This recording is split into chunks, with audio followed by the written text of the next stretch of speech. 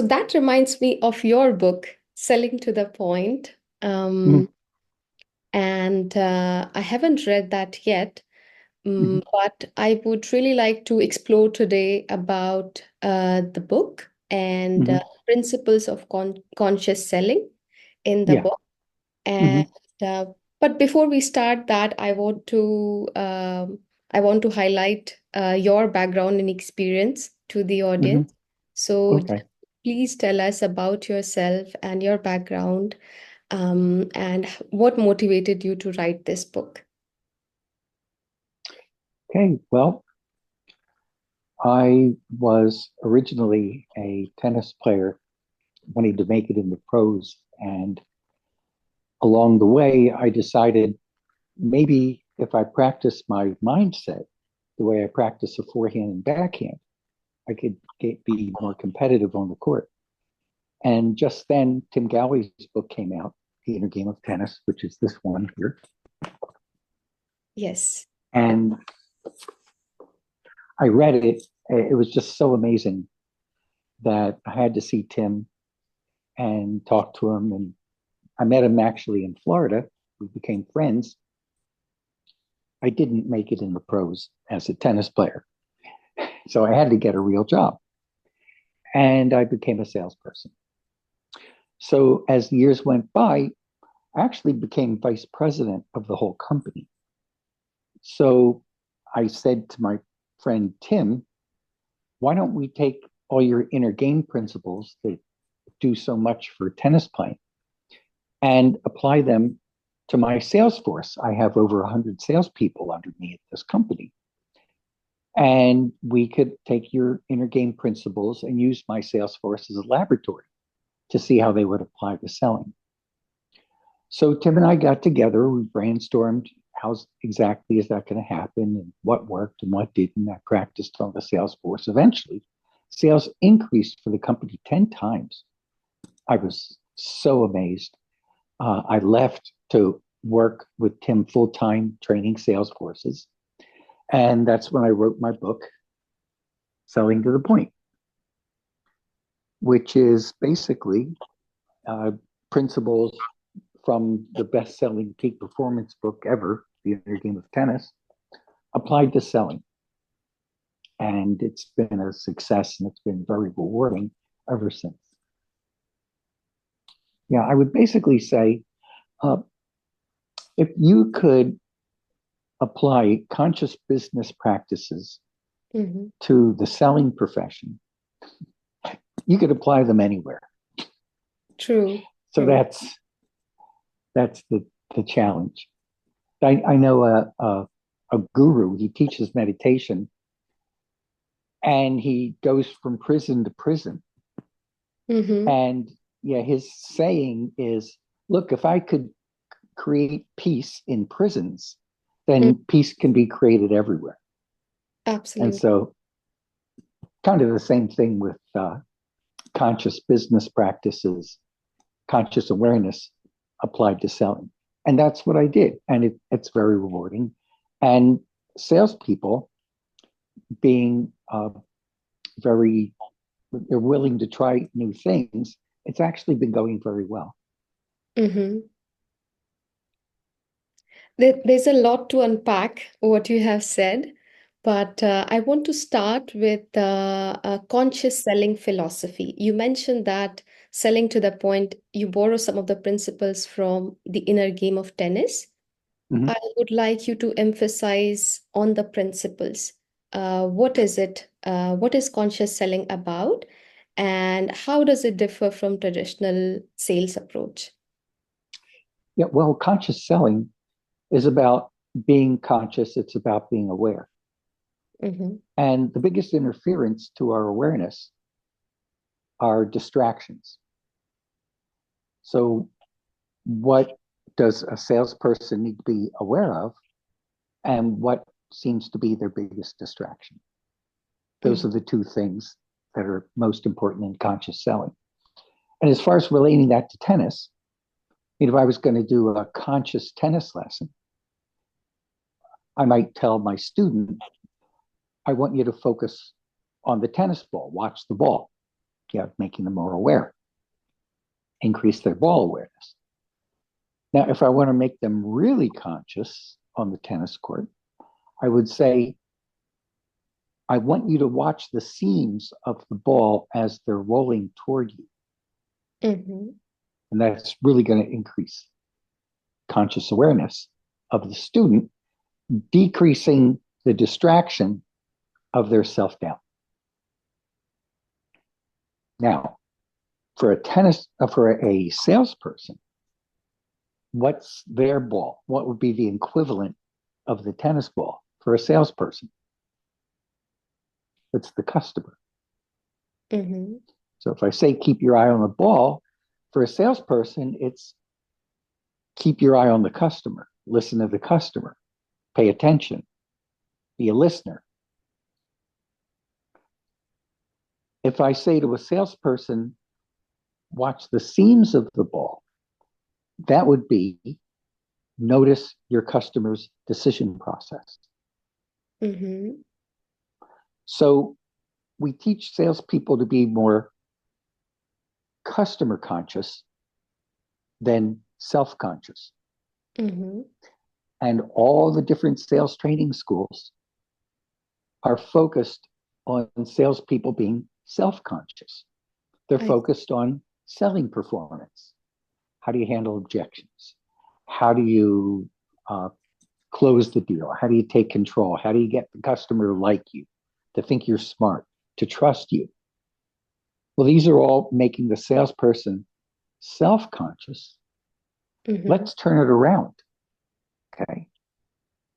Rather than having the customer trust you, which is outer trust, Mm-hmm. why not focus on inner trust? Well, inner trust would be the customer's self trust in their ability to make a good decision. If you're a salesperson talking to a customer, they don't trust their ability to make a good decision, you're not going to get the sale. So inner trust is actually more important than outer trust. Mm-hmm. And that's the difference is we're making salespeople more customer conscious rather than being self-conscious. That's a great point, Jeff. And you mentioned awareness versus distraction. I want to Mm-hmm, dive a little bit deeper into the distraction part. mm-hmm, What is it that distracts salespeople from focusing on the customers? You have already mentioned that it's an inner dialogue and it's a lot of mm-hmm, let's say prescriptions from these schools and trainings. mm-hmm. Um, but what exactly is the blocker, and what impacts the performance of the salespeople most? Right. Well, you kind of answered your own question with the instructions and with salespeople, uh, thinking about their performance. But so if we were going to talk about peak performance, okay, whether it's peak tennis performance, whether it's peak selling performance, it's all the same principle. Define peak performance. We'll say that it's when you perform beyond your expectations. Mm-hmm. Therefore, by definition, you can't expect to perform beyond your expectations. That would be impossible. So, in other words, trying to achieve peak performance is the very thing that's going to interfere. Yes. Okay. So, if I'm trying to sleep, am I sleeping? Mm-hmm. If I'm trying to like somebody, do I like them?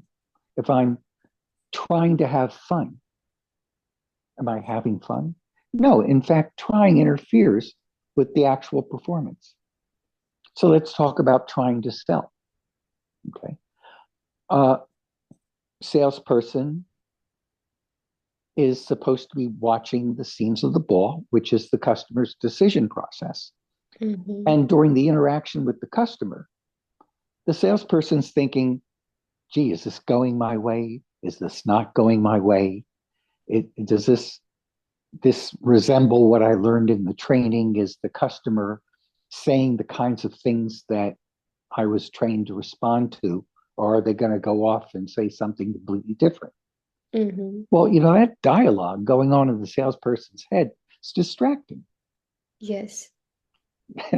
The customer wants you to focus on them. That's the thing about conscious selling Mm-hmm. is a salesperson's not only paying attention to the customer's decision process, which is going to help them be more successful, but they're also in partnership with the customer because that's exactly what the customer wants them to do. The customer wants salespeople paying attention to them. Mm-hmm. Now you have a team Yeah. because for the first time, salespeople and customer have a common goal and a common point of focus, which is the quality of the decision the customer is making. Mm-hmm. And all that adversarial dynamic that goes between salesperson and customer melts away Mm-hmm. because salespeople have a common goal with the customer. Usually, you go to sales training class, and it's like your goal, the salesperson's goal is for the customer to buy the product, whether the customer it's in their best interest or not. The salesperson's supposed to just sell the product. Yeah, that puts the customer on the defensive because that's not the customer's goal. Yes. The customer wants to make the best decision. Yeah. So you have two different goals. You're going to have a more adversarial relationship. You can't work as a team. And I believe this is the underlying reason why the selling profession has earned such a negative stigma over the years. Mm-hmm. Mm-hmm. Because typically salespeople and customers aren't on the same page. And they should be, because salespeople are much more successful when they are. Yeah, it's a game of win-win. And this Yeah. reminds me of conscious business practices, like you mentioned in the beginning, about finding synergy between all the stakeholders. So this is a perfect example where Mm-hmm. we see synergy between customers and the sales person. Yeah. Yes. And it accelerates learning because now a salesperson can learn what's going on inside the customer's decision process, not Mm-hmm. only help the customer with it, but also take a lot of valuable information back to the company. Mm-hmm. Maybe we have to modify a few things to Mm-hmm. meet the demands of the customer. I Mm-hmm. mean, we're talking about agile companies these days, companies that are able to change with very short notice because uh, of the accelerating change in demand in different marketplaces constantly. The salespeople are typically the first line of communication with the market, with the customer. Absolutely. Absolutely. If salespeople are customer aware, they get a chance to report back to marketing and the other departments in the company and respond to what they're learning about shifting trends in the marketplace and be a much more agile company. So this is also the learning organization in practice.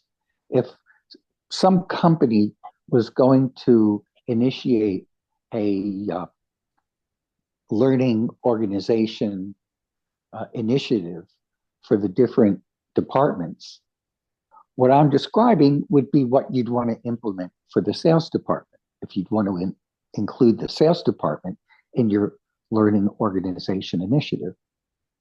One other thing, by the way, we're talking about distracted salespeople. We're talking about peak performance. So if you and I were watching a salesperson Mm-hmm. who we would say is in peak performance, you're doing a great job. And one of the things we would notice is a peak performance salesperson, they're very good at thinking on their feet, Mm. which is an American expression, which means responding well to the unexpected. Yes, Right. customer says something the salesperson didn't expect, but salesperson's in peak performance and handles it masterfully. Mm-hmm. Here's the thing, this is very important. You cannot teach a salesperson to think on their feet.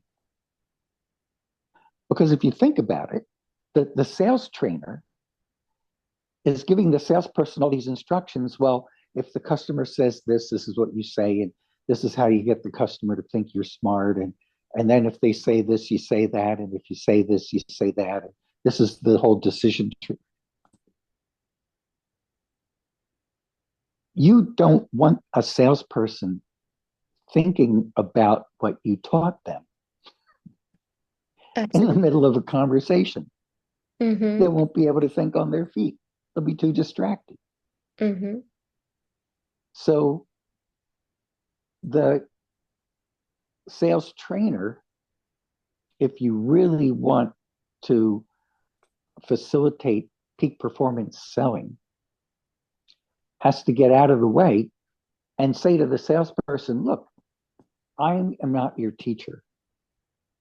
Your customer is your teacher. Mm-hmm. My job is to just show you how you can learn how to learn from your customer. And if you do that, I've done my job. Mm-hmm. Mm-hmm. I love that. And what resonates with me most is recently I read one quote about psychological safety, um, Mm-hmm. which says that you basically, even in this situation, I feel like the salesperson is, they should focus on creating psychological safety for the customer rather than Yes, trying to sell. But one more yes. point is you mentioned that if you're trying to sell, um, basically you should not try to sell, but then there's an Mm-hmm. other dimension, trying not to try to sell as well. So Oh, yeah. there has to be a middle way. Uh, Uh-huh. so I would like you to mention that, and I would like you to highlight what should salesperson do then if they are not trying to sell. Well, the middle way is simply watching the seams of the ball. Mm-hmm. It's just paying attention. That's the mantra, Mm-hmm. is the customer's decision process. Now, what you'll find as you're paying attention to the customer, just like trying to sell is going to be a trap. Yeah. Trying to decide for the customer, trying to decide is a trap for their decision performance. Mm-hmm. So, what the salesperson needs to do, talking about psychological safety, is notice the customer's objectives and desires and goals and beliefs and values and be able to present the product in line with that. Now, a Mm-hmm. lot of times, customers may have things that make it difficult for them to decide. They may be getting in their own way of their own decision process, and it has nothing to do with how good the salesperson is. The customer may have a self limiting belief, Mm-hmm. or the customer may lack clear goals, or not really in touch with their pain, or it's distracted, or like I mentioned before, has self doubt. Okay. None of these things have to do with the Sales. quality of the salesperson. Yeah. And the salesperson needs to notice this and help customers feel safer and better about the quality of the decision they're making. Mm-hmm. Jeff, you have been mentioning customer decision process. Mm-hmm. And I think many salespeople, even to this day, don't know about that. What makes a Right. customer buy certain product and what makes a customer say no, or Mm-hmm. uh, or not even like proceed with the conversation. So you have trained so many salesperson, and I would like you to give some example from real world where Mm-hmm. this principle made it a different outcome? This principle made you understand the customer decision process better. Yeah. Well, okay. There was this one vitamin company that I was working with, and their dilemma was that all the budget for the company went into research and there was no marketing at all. Mm-hmm. So you had really the best quality products from a nutrition science standpoint. They were going to be the most effective products available because the company hired all these scientists to Mm-hmm. Mm-hmm. nutrition experts. But there was no marketing. So the salespeople would call up the store owner, the vitamin store owner, and say, our products are the best.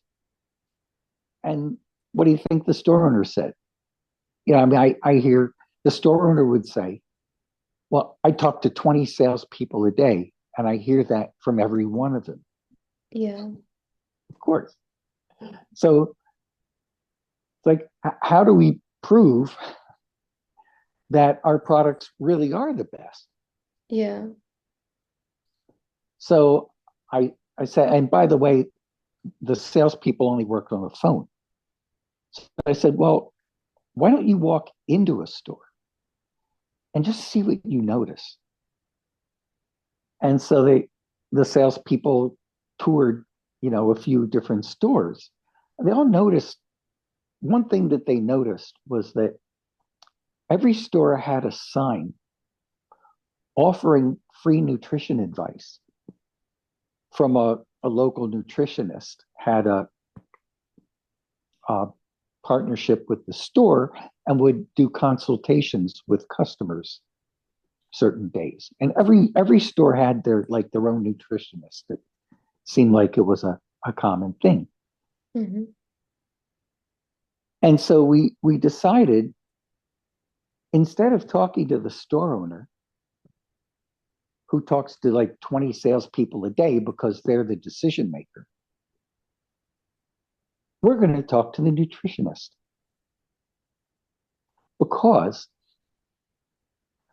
the store owner is not going to believe the salesperson about the product is the best, Yeah. but they would believe the nutritionist Mm-hmm.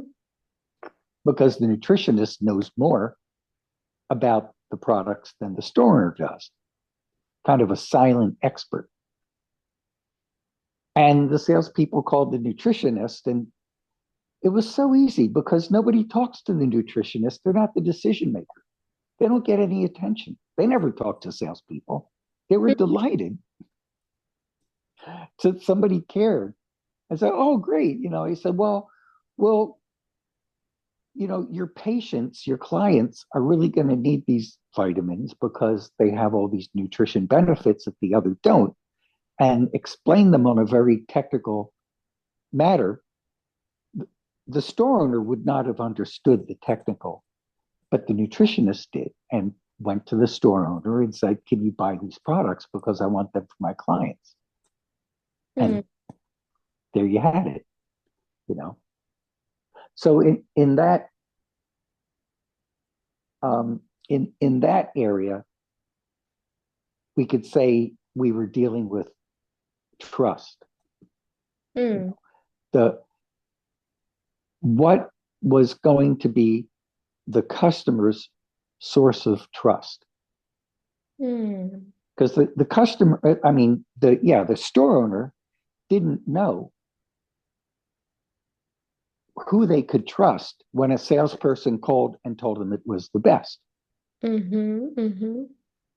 But we had to say, okay, so what does the store owner trust? Mm. Okay, the store owner trusts the nutrition expert, who's not a salesperson and is working for the store. And that's who. So we decided, to earn the store owner's trust, we have to get the nutrition expert to talk about the product. Mm-hmm. Mm-hmm. And sales increased tremendously. Yeah, yeah. Basically focus on what makes customers make the right decision, right? In Yeah, this case, it's the nutritionist, and yeah, they trust the nutritionist. yeah. Um, Well, we basically said, okay, well, the store owner doesn't trust us. What does the store owner trust? mhm. Well, the expert in the store. Yeah, And so we just made them the salesperson. yeah, yeah. You mentioned that learning about the customers. Mhm, And which brings me to the next point that we also discussed previously about coaching the customers to mhm, help them enable, because a lot of times customers also don't know what they want. So, mhm, how does conscious selling, and coaching, mhm, where are the overlap, and how do you mhm, see this in the context of your book, Selling to the Point? mhm. Yes, well, customers, you have a decision performance. Everybody in the selling profession talks about the selling performance, but it's really the customer's decision performance that determines success. And decision performance is an, a coachable activity, just like acting or sports, cricket, and it's very coachable. So if you know the basic principles of coaching, you just apply them to help customers make a better decision. Like Mhm. we talked about trust. Yeah. Okay, so if you're a coach, I don't care if it's on the cricket field or it's in selling. If the client has self doubt, it's going to interfere with their performance. And one of the first things the coach would do is help the client gain more self trust in their ability. Mm-hmm. Well, that's coaching one on one. Yeah. Another one might be a self limiting belief. Okay? Um, Sometimes you'll hear customers say, um, we don't want to make a change because we've been doing it this way for so long. Yeah. Okay. There's an expression, if you keep doing what you're doing, you're going to get what you got. And so for a salesperson to point out a way that could have the customer be able to make a change, feeling good about the transition and not dreading some of the downsides, Mm-hmm. whatever that is. Okay. It could be being in touch with their pain. Yeah. Okay. Sometimes uh, customers aren't in touch with, um, the challenges or competitors or things that are happening in the marketplace, trends that are taking place Mm-hmm. that they're not in touch with, that a salesperson might have to point out or help a customer get in touch with better points of focus that the customer could be able to tell what they need to be aware of and what they need to respond to Mm-hmm. so they Mm-hmm. can be more agile. These are all different things that you would do, but these are all basic coaching principles. Yeah. Yeah. And also a lot of Yeah. leadership principles, leading the way to Yes. customers, Mm-hmm. guiding them, creating safety net so that they they Mm-hmm. they they start to trust you. So there's a lot of elements of Mm-hmm. leadership Mm-hmm. in this interaction. Now, one thing about leadership, and we're talking here about inner leadership. Okay. Mm-hmm. Well, inner leadership is is measured by how the person you're leading responds after you're gone, right? So Mm-hmm. when it comes to influence, it's fine when you're sitting on top of somebody and telling them what to do, but when the leader leaves, has there really been a change? Is there a difference in the behavior when the leader's not there anymore? Do they really make influence? And that can only happen when the leader says or does something that resonates with the person's own beliefs and values and yeah, sense of what's going to be valuable for them. Yeah. Okay. This is inner leadership where you're going, working with the internal environment of the person you're leading to be Mhm. able to uh, guide them in a way that resonates with their own objectives. Okay. Now, it's the same thing with selling because you can have somebody buy a product, but not necessarily buy in to the product. If a person buys into the product, if you're able to present the product in a way that integrates with the customer's beliefs and values, Yeah. you have a more sustainable decision. Okay. And after the salesperson leaves, there's still influence. The customer's going to use the product. The customer's going to reorder the product. The customer's going to give good reviews. The customer's going to chase competitors away. Okay, Hmm. these are all things that salespeople would want a customer to do when the salesperson's not there anymore. Yeah. Well, how do you do that? You do that by influencing the customer in terms of their beliefs and values and objectives. And I have an example. Please go ahead. Yeah, there's another vitamin company I deal with, but this one is multi-level. So if you're familiar, it's like network marketing. There's one called Amway. Yes. And the idea is to set up a whole network of people that are selling under you. Correct. Okay, so the commission structure is different. The salesperson selling the vitamins to the customer doesn't make much money just selling the vitamins to the customer.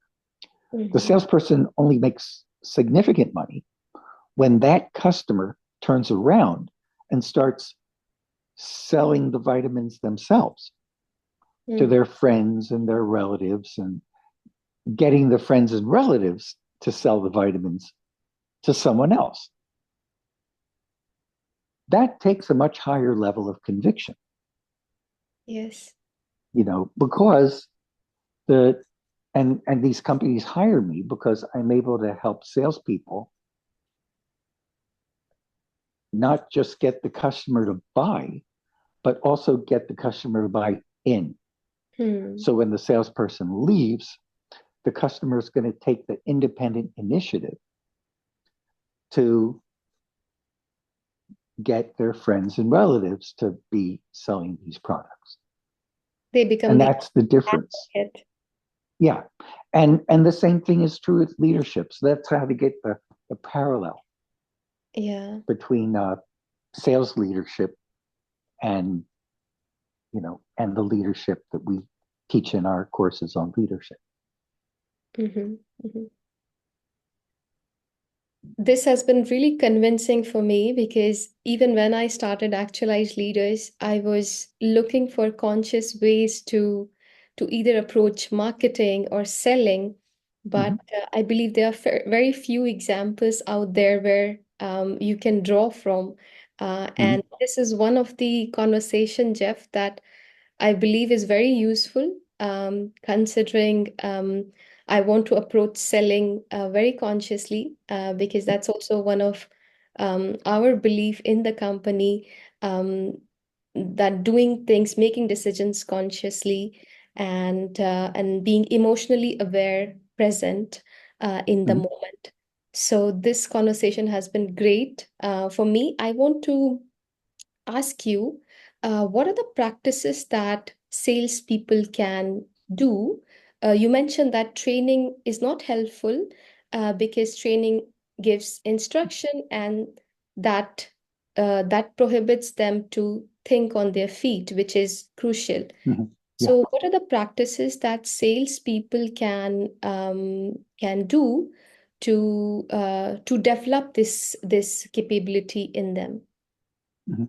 Well, I think it's very good for salespeople to, when they're listening to the customer, paying attention, hearing the customer's concerns and why the decision to buy their product is so difficult, that they pick out a few what I call buying points. And buying points are what the customer needs to pay attention to in order to make the best decision. And for each industry, for each product, it's going to be the buying point for that customer is going to be something different. Okay. Okay. But whatever the buying point is, it typically revolves around the concept of value. Okay. So what the salesperson wants to do is change the customer's perspective from price to value. Mm. Okay. Price is outer and value is inner. So if I had like a coin in, let's say, in India, it would be maybe a 5 rupee coin. Do you have 5 rupee coins in India? Yeah. We do? Okay. Yes. Okay. Okay. So if I go to sell a 5 rupee coin, I would get 5 rupees. That's the price. But let's say I'm talking to somebody who happens to be a coin collector, and that 5 rupee coin was made in a mint factory Mm-hmm. that shut down 10 years ago, Mm-hmm. and it's very rare. And this coin collector has all the different types of 5 rupee coins that were ever made, but he's missing that one. And Yeah. that 5 rupee coin would complete his collection. Yeah. Okay. The value of that 5 rupee coin for that individual is much more than Mm-hmm. 5 rupees. Correct. Okay. So that's what I mean by price is outer and value is inner. Mm-hmm. You find someone who values something in a Mm-hmm. unique way, it's going to be worth more Mm-hmm. because the decision represents more than just the price. True. True. So that's what you're looking for as a salesperson. Mm-hmm. What is going to be of value to this customer? Great point. Great point, Jeff. Mhm. Um, I want to ask one last question, and that's about post-sales relationship with clients. Can you What, also what, what kind of relation? Force? post-sales? Oh, post sales relationship. How, Okay. how does conscious selling address that, and Mhm. how does it helps you maintain the relationship with clients post-sales? Mhm. Well, again, it has to do with influence.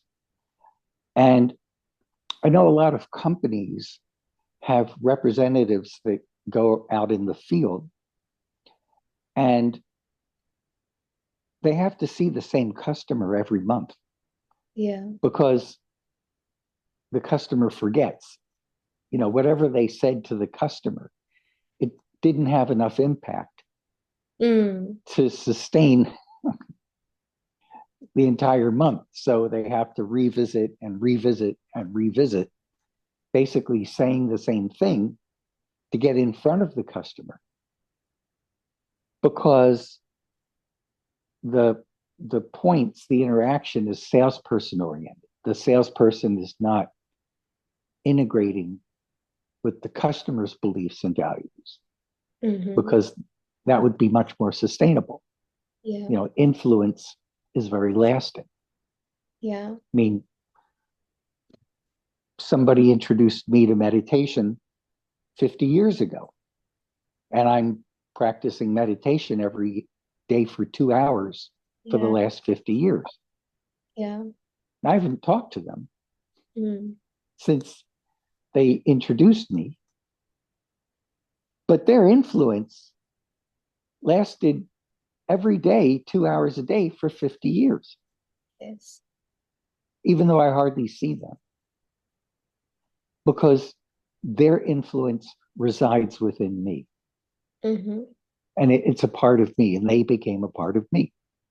Yeah. As a matter of fact, I did get in touch with them and they stopped meditating, but didn't matter because they influenced me that way. Yeah. Yeah. I think it's also important to remain centered, and I think meditation is one of the techniques that helps a lot in Yeah. developing these capabilities in Mm-hmm. terms of remaining centered during the Mm-hmm. interaction, and not focus on self one as Mm-hmm. the inner game of tennis. Mm-hmm. So uh, I think meditation is also one of the techniques that could help save Mm-hmm. a lot.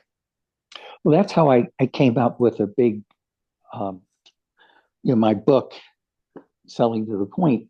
Mm-hmm. One of the biggest insights came from when I was meditating, basically quieting my mind while I was talking to a customer, Mm.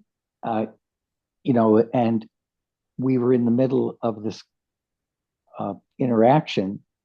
I just calmed myself, got into meditation, and that's when I realized I may be talking, but there's a second conversation going on, and I wasn't aware of it until I quieted my mind to become aware of, oh, there's another conversation happening, and it's between the customer's ears.